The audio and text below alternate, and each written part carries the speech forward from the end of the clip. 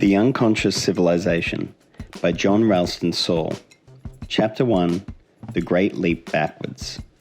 Who is more contemptible than he who scorns knowledge of himself? A true question, a question seeking truth without expecting to find more than a fragment of it, will remain clear and unforgiving over hundreds of years. John of Salisbury raised this problem of self-knowledge in 1159. As you will see, much of what I'm going to say in these pages will be an amplification of his question. John of Salisbury was far from the first to centre the life worth living on self-knowledge, what today we would call consciousness. Self-knowledge, the life worth living, individualism, humanism, a civil society. The list of terms describing the best and most interesting in the human experiment can be very long. Not only was John of Salisbury not the first, he was surrounded in the 12th century by a surprisingly large group of writers and thinkers spread out across Europe, many of them monks or teachers, who were busy rediscovering the concept of the individual, perhaps even discovering for the first time what the modern Western individual could become if he, and later on she, wished.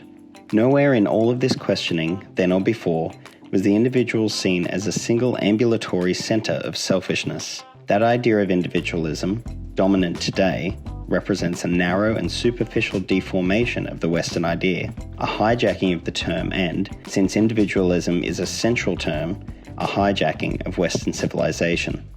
One of the things I'm going to do over these 5 chapters is describe that hijacking. The end result will be the portrait of a society addicted to ideologies, a civilization tightly held at this moment in the embrace of a dominant ideology, corporatism. The acceptance of corporatism causes us to deny and undermine the legitimacy of the individual as citizen in a democracy. The result of such a denial is a growing imbalance which leads to our adoration of self-interest and our denial of the public good. Corporatism is an ideology which claims rationality as its central quality. The overall effects on the individual are passivity and conformity in those areas which matter and non-conformism in those which don't. Given the importance that John of Salisbury attributed to friendship and community, it is hard to imagine that he would not have asked the same question of society as a whole, particularly of ours, which is so determined to claim the individual as its anchor. What is more contemptible than a civilization that scorns knowledge of itself? I'll be more precise. It is taught throughout our universities, expounded in our think tanks, repeated ad nauseum in public forums by responsible figures, that democracy was born of economics, in particular of an economic phenomenon known as the Industrial Revolution, and that democracy is based upon individualism, and that modern individualism was also a child of the Industrial Revolution. The less determinedly superficial of such voices will give some credit to the Reformation, which makes them only marginally less inaccurate. The point of these received wisdoms of the second half of the 20th century is that the very heart and soul of our 2,500-year-old civilization is, apparently, economics, and from that heart flowed and continues to flow everything else. We must therefore fling down and fling up the structures of our society as the marketplace orders. If we don't, the marketplace will do it anyway. The only problem with this whole theory is that much of modern individualism and democracy found life in Athens sometime before the Industrial Revolution, and both grew slowly with ups and downs through a series of key steps until the 12th century, when the pace accelerated. Every important characteristic of both individualism and democracy has preceded the key economic events of our millennium. What's more, it was these characteristics that made most of the economic events possible, and not vice versa. I'm going to come back to all of that later, but let me make one general point before moving on. Economics as a prescriptive science is actually a minor area of speculative investigation. Econometrics, the statistical, narrow, unthinking, lower form of economics, is passive tinkering, less reliable and less useful than car mechanics.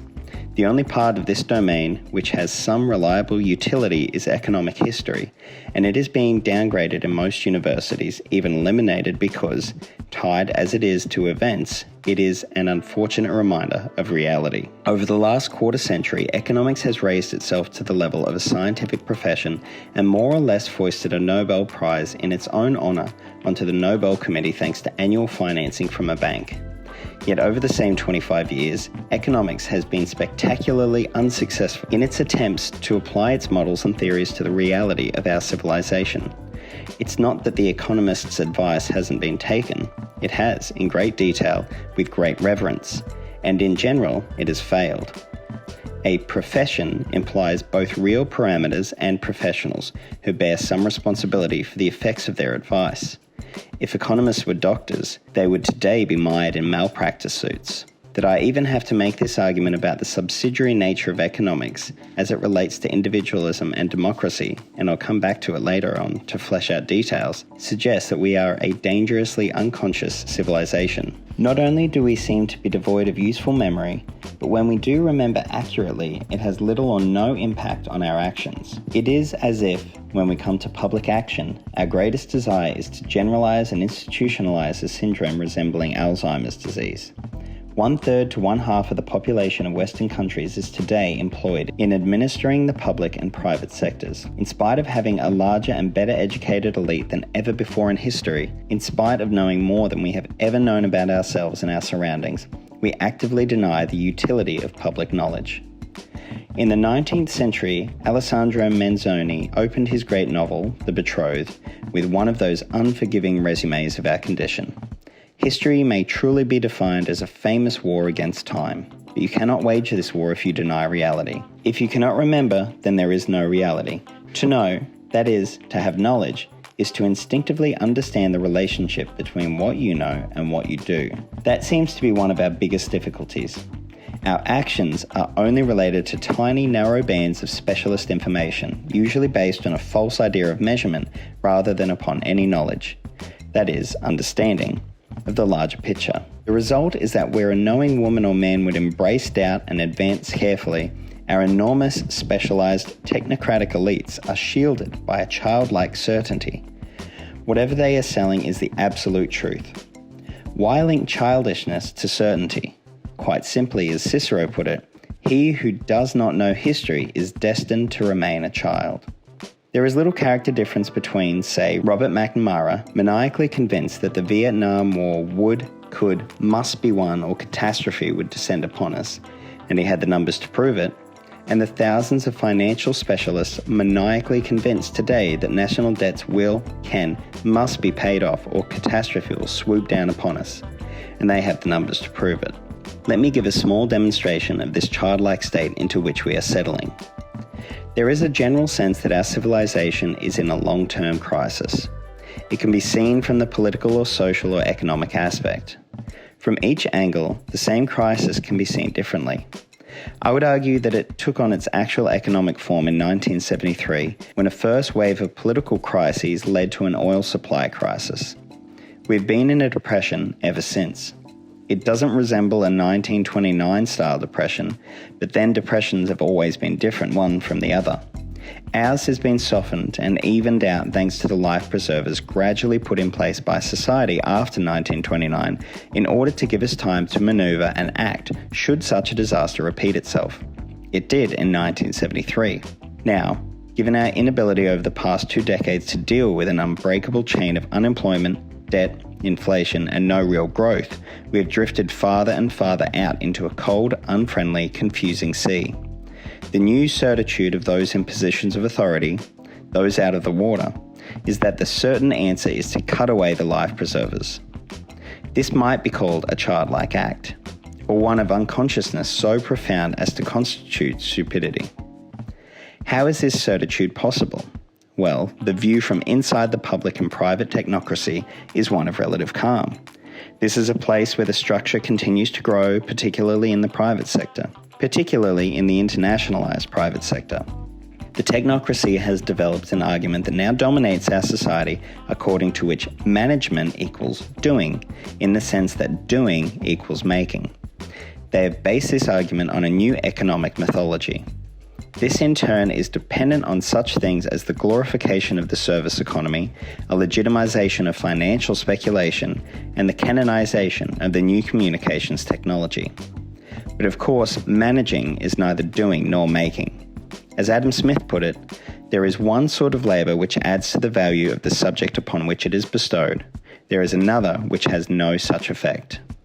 The former is productive, the latter unproductive labour.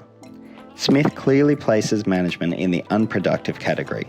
The labour of some of the most respectable orders in the society is, like that of menial servants, unproductive of any value, and does not fix or realise itself in any permanent subject or vendible commodity, which endures after that labour is past, and for which an equal quantity of labour could afterwards be procured. Smith, of course, is realistic, but there is no country in which the whole annual produce is employed in maintaining the industrious. The idle everywhere consume a great part of it. His argument is that the industrious produce the fund which finances the whole community. The idle, those not engaged in useful labour, live upon the industrious. This includes the unwillingly idle, the unemployed, but he is not talking about them. They are not in a position to cost society a great deal. He is referring above all to the managerial class of his day, the aristocracy, the courtiers, the professionals, the land and property owners who live off rent income, the bankers, and so on. In other words, he is talking about our technocratic managerial elite. It must exist. But how much of it can the industrious among us support? The answer might be that 30% to 50%, the current level of the managerial class in our society, is far too high. That the management of business, along with the financial and consulting industries, all of which are extremely expensive and increasingly so, are a far more important factor in keeping the economy in depression than is any overexpansion of government services. Some of you will be surprised that I am invoking Adam Smith, the god of marketplace worshippers and of the neoconservatives. Well, I'm going to make a point of quoting both Smith and his friend David Hume, the demigod of the same contemporary right, for two reasons. One is to show that the reigning ideologues of our day base their arguments upon a very narrow use of Smith and Hume, that they seriously misrepresent the more balanced messages of the two men, and that the late industrial, global applications of Smith and Hume, which are now being pressed upon us, bear no relationship to the reality of what either man was talking about in an almost pre-industrial and very localized situation. Many are surprised that this management elite continues to expand and prosper at a time when society as a whole is clearly blocked by a long-term economic crisis. There is no reason to be surprised. The reaction of sophisticated elites when confronted by their own failure to lead society is almost invariably the same. They set about building a wall between themselves and reality by creating an artificial sense of well-being on the inside. The French aristocracy, gentry, and business leadership were never more satisfied with themselves than in the few decades before their collapse during the French Revolution. The elites of the late Roman Empire were in constant expansion and filled with a sense of their own importance, as emperor after emperor was assassinated and the provinces were lost. The Russian elites of the 2 decades preceding 1914, both the traditional leadership and the new rapidly expanding business class, were in a constant state of effervescence. One of the tricks which makes this sort of closet delusion possible is that the very size and prosperity of the elite permits it to interiorize an artificial vision of civilization as a whole. Thus, ours takes seriously only what comes from its own hundreds, indeed thousands, of specialized sectors. Everything turns on internal reference. Everything is carefully measured so that heartening body counts of growth or job creation or whatever can be produced. Truth is not in the world. It is the measurements made by professionals. A few weeks ago, I had a long conversation with the Deputy Minister of Finance of a Western country. He allowed as to how many people outside, by which he meant outside the elite, believed that we were all caught up in a general uncontrollable crisis, and that many attributed some of the blame to the international money markets, which were seen to have declined, through lunatic expansion, into a purposeless myriad of speculations upon repeated levels of paper unrelated to real production. Unrelated, that is, to Smith's useful labour. The problem, the Deputy Minister said, was that each of these new money market mechanisms had its use within the financial system. Each was therefore useful, not merely an exercise in speculation.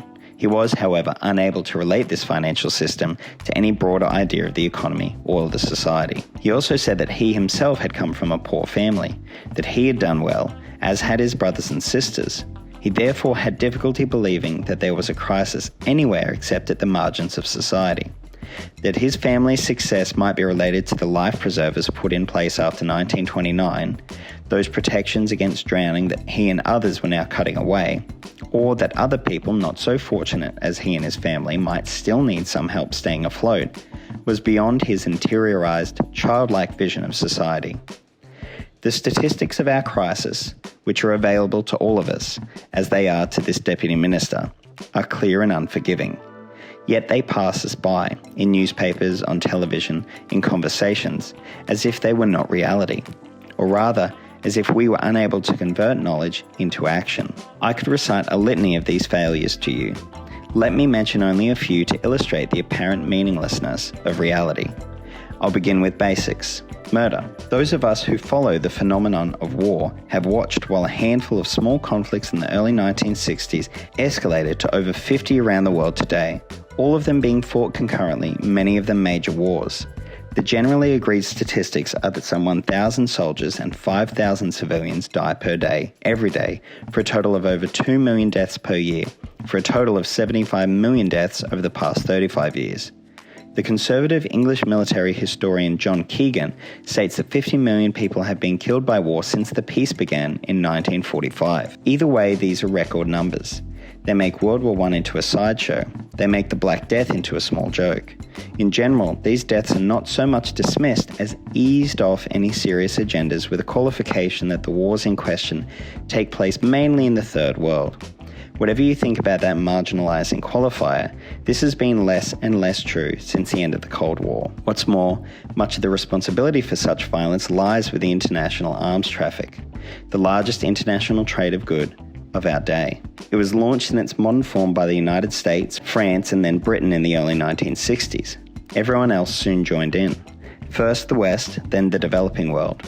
And when the Cold War ended, the promised peace dividend evaporated. The commerce in arms carried on at more or less the same levels.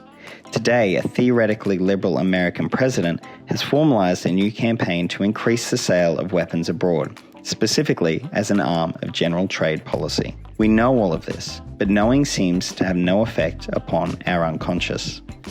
Then there are the astonishing third world statistics. 200 million children aged 4 to 14 are in the workforce. Life expectancy in Central Africa is 43 and dropping. 1/3 of the children in the world are undernourished. 30% of the workforce is unemployed. The third world debt crisis has not eased. That number is now some 1.5 trillion. All of these numbers leave us confused, numbed, indifferent. This is knowledge with little effect. What about focusing on a great case for hope? Mexico. On the basis of the assurances of the American and Canadian elites to their own citizens, Mexico was thrown into an increasingly unfettered North American trade agreement. Mexico, we were told, was a developed democracy which, thanks to a reforming free market president, had cleaned up its act and was capable of competing at our standards. Scarcely 2 years later, that president is suspected of involvement in the assassination of his chosen successor. A civil war has broken out in the South where 80% of the population earn less than $7 a day. Government-initiated torture, routinely denied by our elites 2 years ago, is now routinely admitted. After a revolutionary privatization of 80% of the state firms, the results are as follows. The state earned $21 billion, which instead of stabilizing the economy, contributed to a massive economic collapse. On the positive side, some 30 billionaires were created, all friends of the president or the party in power. Unfortunately, if you weren't one of those 30 or one of their friends, real wages in Mexico plunged by 52% between 1980 and 1994. With much of the collapse of 1995 still to come, 1/3 of Mexican families were already living in extreme poverty. All of these figures are now far worse. The knowledge of this misrepresentation of the Mexican situation by our elites has had no effect on the reality of American and Canadian policy. We are proceeding as if the illusion of 2 years earlier had been true. And finally, what of the crisis inside the West itself? The official Organization for Economic Cooperation and Development figure for unemployment in the West is about 35 million. That is, about 10%. This has not moved down seriously for a decade. This is also an unfinanceable level of exclusion for any society. In other words, no society can afford to lose the productivity of 10% of its population over an extended period of time. nor can it afford to finance the lives of 10% of the working population along with their families left idle over an extended period of time. This figure of 10% is also, compared with our real levels of unemployment, a very low figure. Over the past 2 decades, the term unemployment has been redefined constantly, between 15 and 25 times in most Western countries, technical refinements, you understand, in order to eliminate certain categories or to create new categories. The purpose has been to keep the official statistics down. Rather than 35 million, the real unemployment figure is probably well over 50 million. And although government after government from left to right has been elected on a platform of job creation, the reality is that they have no idea of what to do. Why? Because jobs are one of the last steps on the production chain. If you want jobs, you must first research, develop, plan, risk, invest, build, develop markets and start selling. The result may eventually be jobs. But if you believe that the marketplace is in charge of all those functions, as the received wisdom of today assures us, well then you shouldn't be promising jobs because you are abdicating any responsibility for the complex job-creating mechanisms. Anyway, the marketplace these days is into job elimination. But our crisis isn't simply about jobs. The leader of the free world has 1.5 million people in jail, 373 citizens per 100,000, more than double what it was 15 years ago, a rate second only to Russia. Put another way, 5.1 million Americans are in jail or under judicial supervision, triple the figures of 1980. The income of 75 million Americans is lower now than it was in 1966. 18% live under the poverty line. The inequality gap shrank continually between 1929 and 1969. Since then, it has been continually widening, and not just in the United States. In most places in the United Kingdom, the gap between the highest and the lowest paid male workers is at its widest since 1880, when the compiling of statistics began. Edward Luttwak, the conservative American historian, says that if current trends continue, the United States will be a third world country by 2020. Predictions are only predictions, but at least Mr. Luttwak is trying to conjure up the shape of the crisis. At least he is admitting that there is a profound crisis. All of these numbers and hundreds more of them referring to the same and to other countries are well known, yet the effect they have on any real policy is negligible. In part, this is because our elite is primarily and increasingly managerial. A managerial elite manages. A crisis, unfortunately, requires thought. Thought is not a management function. Because the managerial elites are now so large and have such a dominant effect on our education system, we are actually teaching most people to manage, not to think. Not only do we not reward thought, we punish it as unprofessional. This primary approach to utility, a very limited form of utility, is creeping now into general pre-university education. The teaching of transient managerial and technological skills is edging out the basics of learning. But there's another reason that knowledge of this crisis seems to have so little effect. The income of the elites at the upper levels has continued to grow, and at the middle levels has not declined. As Adam Smith put it, the authority of riches is perhaps greatest in the rudest age of society which admits of any considerable inequality of fortune. By rudest, Smith means crudest, a term not often used to describe themselves by technocrats, specialists, managers, and the professors at the Chicago School of Economics. Yet they do enjoy invoking Smith, nor does rudest suggest a high level of civilization. But what could be cruder than a human being who is touted to a narrow area of knowledge and practice and has the naivete of a child in most other areas? This is one of the elements that accounts for our clinical state of unconsciousness. One of the related characteristics of this unconsciousness is the rise of illusion, in particular, the growth of fantastical descriptions of ourselves. For example, a number of neo-movements have developed over the past few years. People who want to be and yet not to be. The neo-fascists in Italy claim they are not fascists, yet 90% of their party members belong to the old fascist party. I have personally heard their leader, Gianfranco Fini, speak to a crowd of bankers, diplomats and politicians in London. He refused to condemn Mussolini.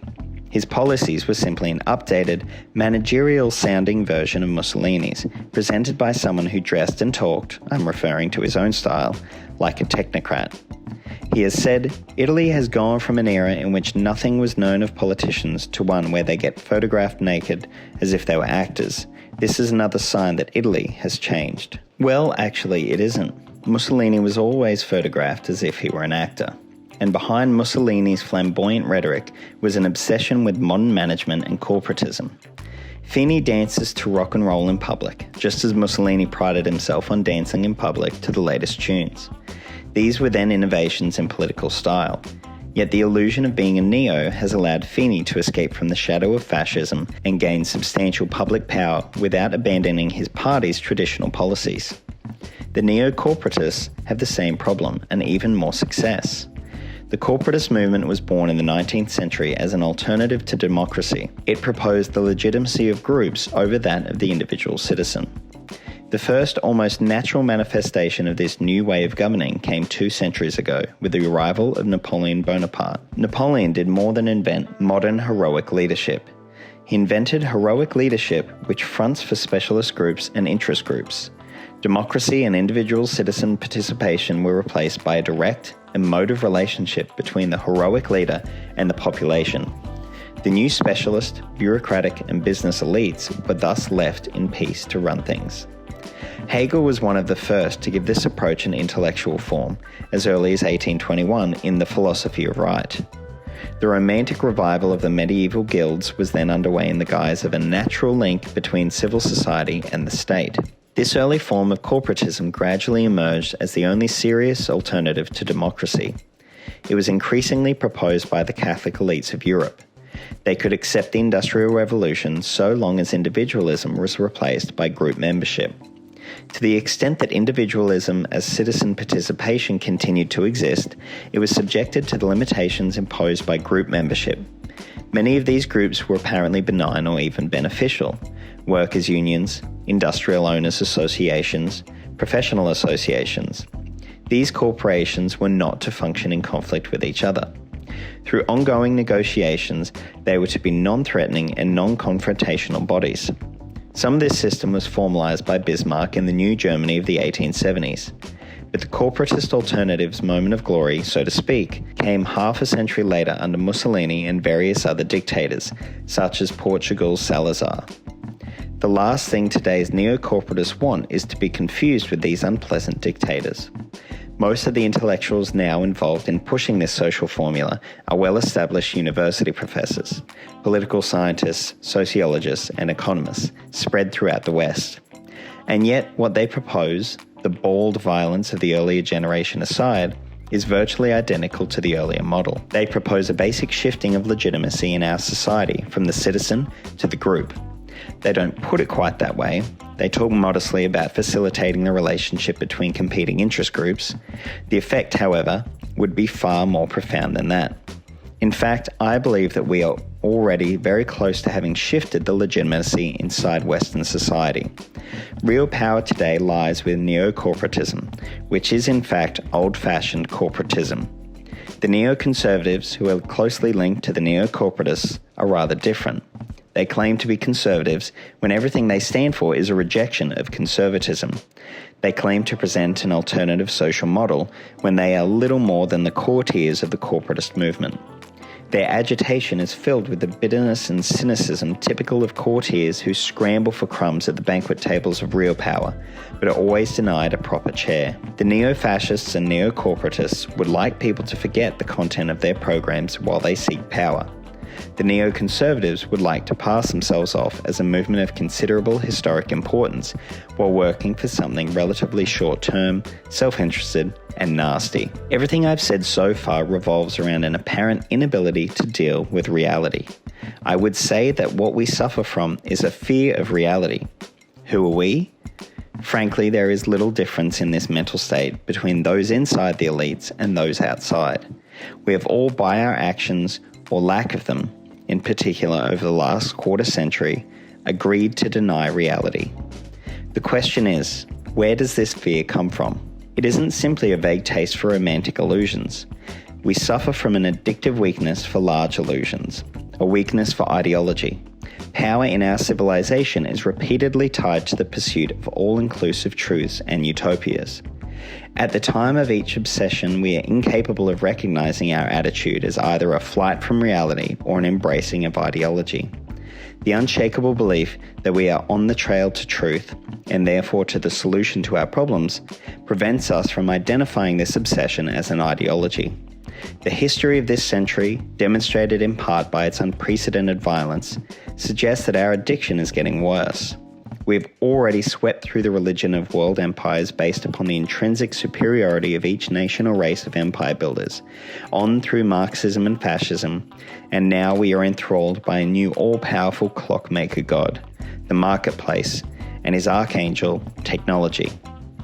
Trade is the marketplace's miraculous cure for all that ails us, and globalization is the Eden or paradise into which the just shall be welcomed on Judgment Day. As always with ideologies, the day of judgment is imminent and terrifying. I would suggest that Marxism, fascism, and the marketplace strongly resemble each other.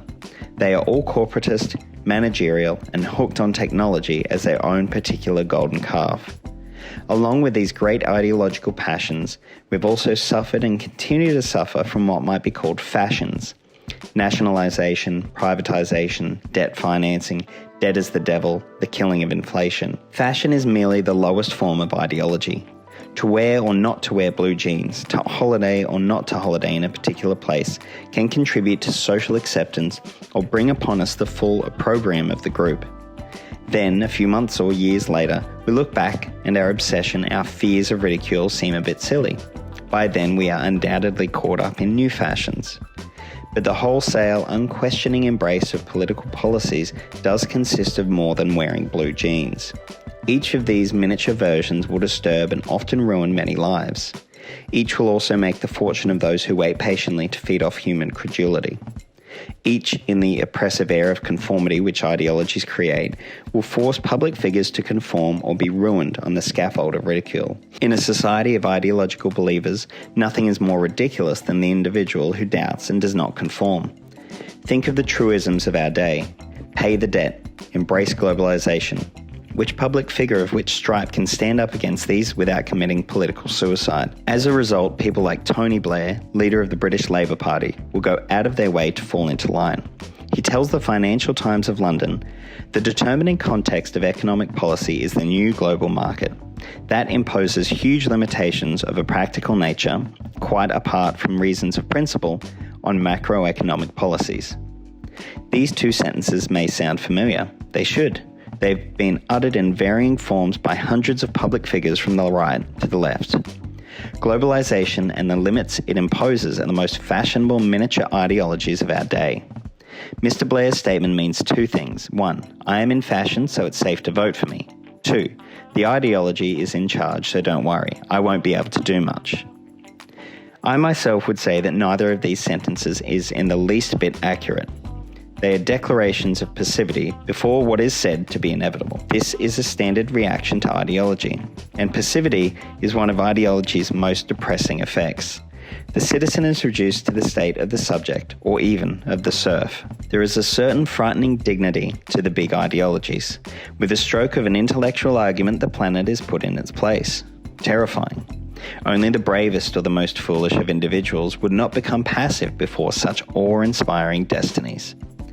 The minor ideologies, on the other hand, are almost always mean-spirited and egotistical in the most straightforward way.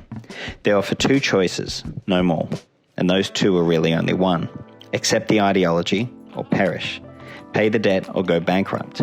Nationalise, or starve. Privatise, or go moribund.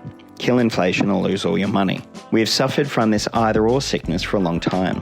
In the Middle Ages, the scholastics at their worst summarised our choice as order versus disorder. Do what you are told or drop through the black hole. In 1995, the black hole is no longer a specific sin or a question of religious disobedience. But notice that the form of the argument remains religious, and that passivity remains an expression of true belief. I've talked about ideology and utopia as if they were one and the same. Is there no difference between them? Not really. Utopia is perhaps more of a literary term, but expresses the real intent of the ideologue. Of course, no ideologue would be caught dead admitting to a utopian ideal. That would imply hope when what he is delivering is truth. He doesn't even see himself as an ideologue. But why do we have this desperate need to believe that the solving of a single problem will solve all our problems? Or that a particular and absolute form of social organisation will bring history to an end? The need to fabulate, the French novelist Romain Gary said, is just a child who refuses to grow up. Yet there is no innocent childish charm hidden within our need to fabulate. None, for example, in Professor Fukuyama's declaration that his side had won and therefore we had come to the end of history. Rather, there was an unpleasant air of self-serving propaganda. Fabulation in all of us suggests a fear of reality, a weakness for ideology, a need to believe in single-stroke cure-all solutions, a taste for the intolerance of conformity when we come to public policy, all of which translates into a debilitating passivity when faced by crises. This suggests that we have difficulty perceiving our own weaknesses. Let me put this another way. If we are unable to identify reality and therefore unable to act upon what we see, then we are not simply childish, but have reduced ourselves to figures of fun, ridiculous victims of our unconscious. The conscious human holds happily onto a sense of his own ridiculousness. Unfortunately, our sense of the ridiculous in ourselves seems to ebb and flow, but to remain dangerously weak when it comes to public affairs. And the weaker it is, the more we tend to slip into an unhealthy, unconscious form of self-contempt. Worse still, we cultivate this loathing in our elites. We encourage them to think of us, the citizenry, with contempt, and so to think of themselves in the same way. If we cannot see ourselves, then we cannot act as humans. It is hardly surprising that the result is a loss of self-respect. This self-loathing is key to our weakness for ideology. Those who have the truth are by definition a small minority. They are the elect. Their desire is not to convince the rest of us of their truth. It isn't a matter of democratic debate with all the compromise that involves. They have the truth. The aim of the ideologue is therefore to manipulate, trick, or force the majority into acceptance. People whom you intend to manipulate, trick, or force are people for whom you have contempt. And if they, the majority, allow themselves to be taken in, well then, they do have contempt for themselves. The modern version of this process first appeared during the Reformation, on both sides of the debate. The Protestants, who accepted predestination, attempted a profoundly passive existence for themselves. It is true that spreading the word was important, but good works would get them nowhere. God had already chosen who would be saved. Everyone had but to wait for death to find out their ultimate destination. If, however, a small group could somehow convince itself that it knew the mind of God and that its members were the chosen few, the elect, well then, they could throw off their passivity and drive the condemned majority before them. All and any methods were justified because the elect alone held the truth. This was also the mentality of Ignatius Loyola and his Jesuits, who picked up the Protestant methods, thus adding a firm rational structure to Catholicism. Their intent was to give shape and weaponry to the Counter-Reformation. Here was the beginning of modern ideology and absolutism. The Jacobins of the French Revolution, the Bolsheviks, the fascists, and now the free marketeers are all the direct descendants of predestination and the Jesuits. They are the chosen few, the minority who have the truth and therefore have the right to impose it by whatever means. Am I really being fair, throwing in among such a violent, bloody crew the market disciples, with their Chicago School of Economics bona fides and their endless Nobel Prizes, to say nothing of the neoconservatives, who are in general wonderfully educated? Listen to Michael Oakeshott, the English professor now dead, who is one of the father figures of the neoconservatives. Politics, he said, is vulgar, bogus, callous, because of the sort of people it attracts and because of the false simplification of human life implied in even the best of its purposes. Politics, he believes, should be left in the hands of men from the traditional political families, not some democratic, ambitious person. This same loathing for the majority can be found in the political philosopher Leo Strauss, who gave birth in a sense to Alan Bloom, who in turn, with great intelligence and style, demonstrated to the American public via his book The Closing of the American Mind that most of them were of an inferior nature. Intellectuals here and there followed suit. Otto Strauss, the well-known German playwright, wrote a trend-setting article in 1993 for Der Spiegel along somewhat the same lines. He wrote it in a high literary German, incomprehensible to the majority of readers. Yet this elitism somehow inspired the rising groups of violent skinheads in Germany. Here is a vibrant example of self-hatred. The skinheads were inspired by an argument which, in its very form, denigrated them. A little bevy of youngish Americans, mainly the sons of either rich or well-established families, has constituted itself as the North American branch of this movement. These are the eager courtiers of neoconservatism. The atmosphere which reigns in their language is one of an embattled minority elite, seeking ways to maneuver, manipulate, and fool the majority into passive acceptance. In a recent public conversation, they could be heard saying such things as, "We can't really go to poor black people and throw them off welfare if we haven't first gone to rich white farmers and thrown them off welfare," and "The big programs like welfare, Medicaid, and Medicare will take a little time to get rid of, but there are a lot of little ones that we can get rid of right away," and "It's dangerous for the party to seem callous." Note the word seem. On the other hand, in the current environment, being accused of callousness might even seem to be our advantage. Their air of cynical bitterness, in spite of their own comfortable situations, also suggests an unconsciousness of their own profound self-loathing. The tone throughout is one of religious sadomasochism. We have done wrong, we have had it easy, we indebted ourselves. Now we must pay, we must don hair shirts, we must impose suffering upon ourselves. Of course, the suffering will fall on others, but that is beside the point. The Italians have a wonderful word to describe a mummy's boy, un mammone. When I hear or read these people, I can't help thinking of a daddy's boy, un papone, someone who tries to be as tough as or tougher than his father. In any case, their approach is pure Reformation politico-religious rhetoric. And like those church leaders 400 years ago, the new variety must, as the Canadian writer M.T. Kelly puts it, create the other, the devil.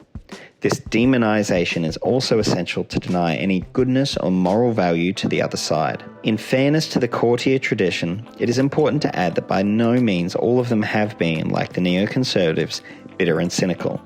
History has been full of men and women who had to sing one tune or another for their supper. Often they had no choice if they wanted to play a public role. They were victims of the reigning social structure. Our society today is very much like that. The highly educated, technocratic, specialised elites who make up more than a third of our population are caught in structures which require of them courtier-like behaviour. Today, as in history, their ranks are filled with people who try their best. They put up with the indignity of their role in order to eat. Yes, we must all eat, but also in order to serve a good cause. On the other hand, history also records a group of courtiers who have taken pleasure in the humiliation which their status demands. Often they were successful precisely because their self-loathing and cynicism allowed them to make the most of a situation that rewarded crude ambition and manipulation. Shakespeare was particularly good at portraying the two types of courtiers side by side, inner strength versus weakness, an ethical centre versus vain ambition, a sense of the public good versus a wounded sense of having been personally wronged, Kent versus Edmund in King Lear, Rodrigo versus Iago in Othello. The Iagos and Edmunds of our day are by no means limited to the ranks of neoconservatism. As we gaze around at ministers' offices, at departmental administrations, at corporate executive suites, we can see courtiers of all sorts making their way. But the neoconservative courtiers do appear to fall almost as a group into this category. Given that they are of age and legally responsible for their actions, this must be treated by society as a matter of their own choice. Let me widen the focus here by briefly reintroducing the subject of corporatism. First, corporatists from the 1870s on began laying in the idea that liberalism was guilty of a great sin because it had granted political and economic equality to individuals who were manifestly unequal. In other words, the corporatists were reviving the medieval hierarchical order. Late in the century, the German, Max Weber, and the Frenchman, Émile Durkheim, gave corporatism a sophisticated intellectual shape. There were arguments over whether such a system should be state-centred or economic-centred or society-centred. But the only important point is that it was group-centred and interest-centred. The value of disinterest, that is, the disinterested act or the public good, was denied and ignored. The very idea of the public good was therefore vaporised. In 1891, a papal encyclical, Rerum Novarum, came out against class structure and proposed a modern version of the medieval scholastic dream of the perfect social order. This appeared to be a rejection of Marxist conflict in favour of social harmony. In reality, it was a rejection of humanism, democracy, and responsible individualism in favour of administrative power sharing by interest groups. After the First World War, men like Mikhail Manolesco and Alfredo Rocco took those ideas further and prepared the anti-parliamentarian atmosphere which led to a series of coups d'etats and dictatorships in the 1920s and 30s. With the arrival of Mussolini and a bevy of other dictators, corporatism found itself at the centre of modern power for the first time. The underlying messages of Mussolini's system were efficiency, professionalism, management by experts, social order through ongoing group negotiations, or what the neo-corporatists now call interest mediation. And all of this was to take place in a society balanced by heroic leadership and market forces. Contemporary corporatism has a more professional approach, and yet it is focused in an eerily familiar manner on training, meritocracy, and organisational structures, which are inevitably pyramidal. In other words, the intent is exactly the same. This message is put out in a rhetorical, ideological manner through corporatism's mouthpieces, the disciples of market forces, the courtiers of neoconservatism, and, of particular importance, the authoritative voice of many social science academics. Second, the denigration of such democratic, individualistic concepts as equality and justice has required from the very beginnings of corporatism a new set of social headings to put up over every doorway. This new approach was best evoked by Maréchal Pétain, the leader of collaborationist, corporatist France during World War II. His slogan replaced Liberté, Égalité, Fraternité with Patrie, Famille, Travail, nation, or rather fatherland, family, work. Other fascist, corporatist governments produced similar slogans. Now, if you take a look at Newt Gingrich's list of 7 essential personal strengths for Americans, you will discover that work is at the top of the list. Family takes up 4 self-righteous variations on that theme in the middle, and at the bottom is an even more self-righteous version of nation. 6 out of 7 comes pretty close. For that matter, 3 of his 5 principles of an American civilization deal with business, technology, and organization, all characteristics of work. There is no mention of liberty or equality or, for that matter, of democracy.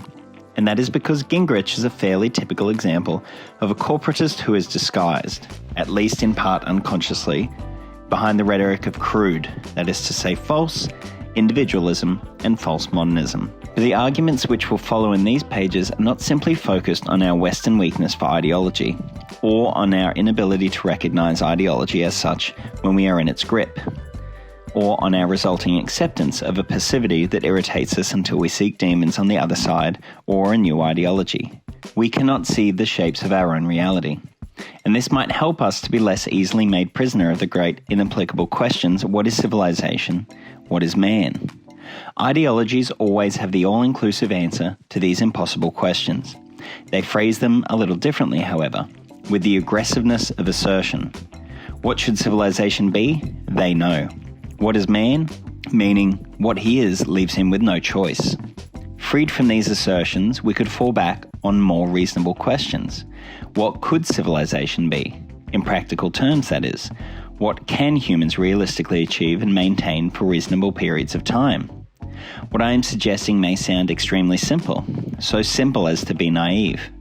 I would remind you, however, that Socrates was executed not for saying what things were or should be, but for seeking practical indications of where some reasonable approximation of truth might be. He was executed not for his megalomania or grandiose propositions or certitudes, but for stubbornly doubting the absolute truths of others. Let me slide the focus still wider. If I wanted to know what kind of society I was living in, I would begin by asking, where does legitimacy lie? After all, the source of legitimacy is at the very heart of civilization. From that assumption about ultimate authority flows much of the rest.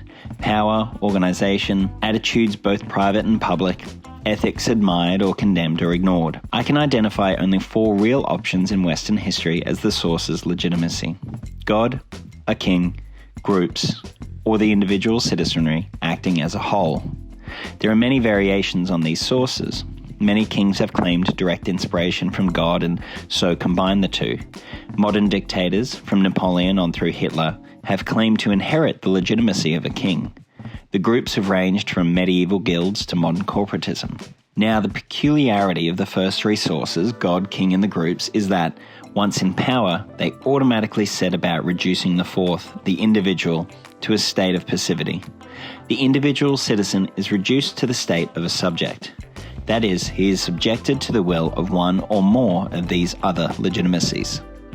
In other words, gods, kings, and groups are not compatible with the fourth source, because they require acquiescence, while individualism requires participation. Either one or more of the first three is in a dominant position, or the fourth dominates. I would argue that our society functions today largely on the relationship between groups. What do I mean by groups? Some of us immediately conjure up transnational corporations. Others think of government ministries. But this is to miss the point. There are thousands of hierarchically or pyramidally organised interest and specialist groups in our society. Some are actual businesses, some are groupings of businesses, some are professions or narrow categories of intellectuals. Some are public, some private, some well-intentioned, some ill-intentioned. Doctors, lawyers, sociologists, a myriad of scientific groups. The point is not who or what they are. The point is that society is seen as a sum of all the groups, nothing more, and that the primary loyalty of the individual is not to the society, but to her group.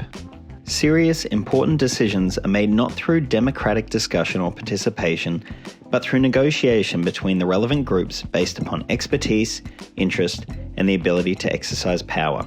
I would argue that the Western individual, from the top to the bottom of what is now defined as the elite, acts first as a group member.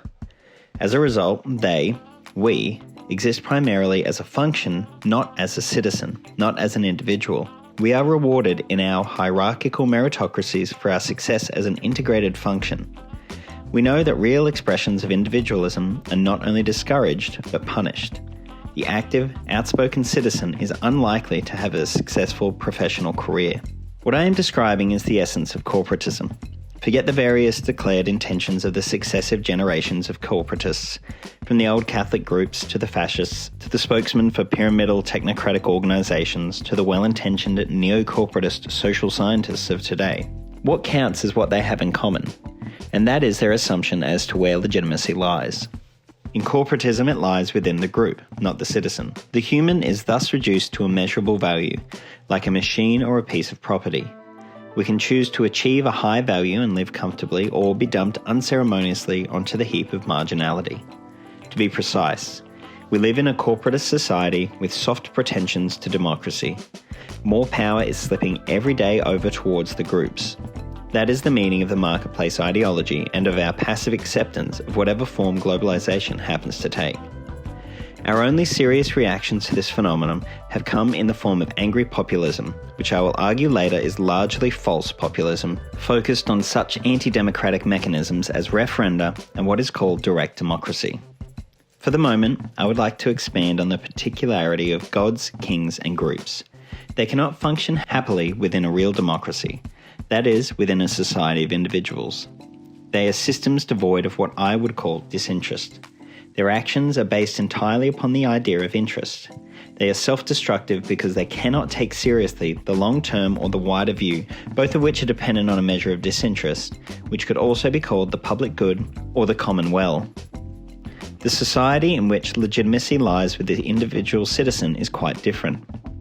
It can happily tolerate gods, kings, and groups providing they do not interfere with the public good, that is, providing that they are properly regulated by the standards of the public good. The citizen-based society can do this because it is built upon the shared disinterest of the individuals. What's more, this has a tempering effect, which can actually be beneficial to the other three forces, the gods, kings, and groups. It limits their self-destructive nature by focusing them onto the larger term and wider picture. I believe that our ability to reassert the citizen-based society is dependent upon the simple concepts of disinterest and participation. Both of these are a protection against our seemingly unconscious desire to take refuge in ideology. But the policies now being put in place throughout the West are based upon exactly the opposite assumption. Everything, from school education to public services, is being restructured on the self-destructive basis of self-interest. I spoke earlier of three parallel oppositions or struggles: humanism versus ideology, balance versus imbalance, equilibrium versus disequilibrium. I can now add two more: democratic individualism versus corporatism, the citizen versus the subject. In the next chapter, I'll deal with language versus propaganda and consciousness versus unconsciousness. At this stage of our civilization, late in the 20th century, I would say that we are losing each of these struggles to the darker side within us and within our society. Am I exaggerating? Are we truly living in a corporatist society that uses democracy as little more than a pressure release valve? Clearly, the democratic mechanisms are still in place, and the citizens do occasionally succeed in imposing a direction upon the elites. But then I am not making an absolutist argument. What I'm talking about is the direction our society has taken, and how far it has gone along that path. A simple test of our situation would involve examining the health of the public good. For example, there has never been so much money, actual money, disposable cash, in circulation as there is today. I am measuring this quantity both in absolute terms and on a per capita basis. Look at the growth of the banking industry and the even more explosive growth of the money markets. There has never been so much disposable money, yet there is no money for the public good. In a democracy, this would not be the case, because the society would be centred by general agreement on disinterest. In a corporatist system, there is never any money for the public good because the society is reduced to the sum of the interests. It is therefore limited to measurable self-interest. What then is the great leap backwards announced in the title of this chapter? It is our leap into the unconscious state beloved of the subject who, existing as a function in any one of the tens of thousands of corporations, public and private, is relieved of personal, disinterested responsibility for his society. He thus gives in to the easy temptation of embracing what I can only call the passive certitude offered by every ideology. Let me close with two final oppositions. The first is that of permanent human patterns versus the temporary. Most of what is presented to us today as the inevitable forms of human relationships, given the dictates of such things as the market and technology, are in reality rather recent phenomena of a temporary, even incidental nature. These are passing relationships because they are directly dependent upon the evolving forms of crude power. To develop theories about human nature and the nature of human society based upon temporary variations of this sort of power, as we have often done from Adam Smith on through Marx, is to waste a lot of time on the service roads of economics. These phenomena can be seen in their truly ephemeral nature when compared to the essential propositions which have been with us virtually unchanged for 2,500 years. Solon's ideas of public justice, Socrates' view of the citizen's role as a persistent annoyance, Cicero's "the good of the people is the chief law," John of Salisbury's "who is more contemptible than he who scorns knowledge of himself." There are thousands of other examples, in language and in action, of our efforts to improve ourselves by developing a responsible sense of self and society. There is also a record of the ephemeral phenomena of self-interest. The trail is equally long. Personal gain, violence for personal advancement, clever manipulation to get and hold power. The political figures who use their power for narrow purposes are often remembered, but generally as unfortunate examples of human weakness. The interesting thing is that nowhere in our active memory is this record of selfish acts, in fact, admired. It stands rather as a record of our failures. This leads me to a final opposition. You might believe from the negative nature of my comments on us, the human, that I myself am one of those who looks down contemptuously from the advantaged position of the elite and who therefore also suffers unconsciously from self-loathing. But the confronting of reality usually is a negative process. It is ideology that insists upon relentless positivism. That's why it opposes criticism and encourages passivity. I would argue that confronting reality, no matter how negative and depressing the process, is the first step towards coming to terms with it, which is what I will attempt to do in a small way over the next 4 chapters. This evening I have simply been exercising my right as a citizen, my Socratic right, to criticize, to reject conformity, passivity, and inevitability. What encourages me in this process is the delight that I take in the human struggle. Delight in mankind. That was the idea launched, or rather relaunched, in the 12th century by the forces of humanism as they woke society from its dark ages. The Roman poet, Terence, had said long before, "I am human and nothing human is foreign to me." It was an attitude the humanists embrace in what they saw as a struggle between delight and self-loathing. Delight in your fellow man and woman, sympathy for them, in other words, a sense of society. This was then, as it is now, a profoundly anti-ideological idea which takes the human for what the human is and believes it is worth trying to do better.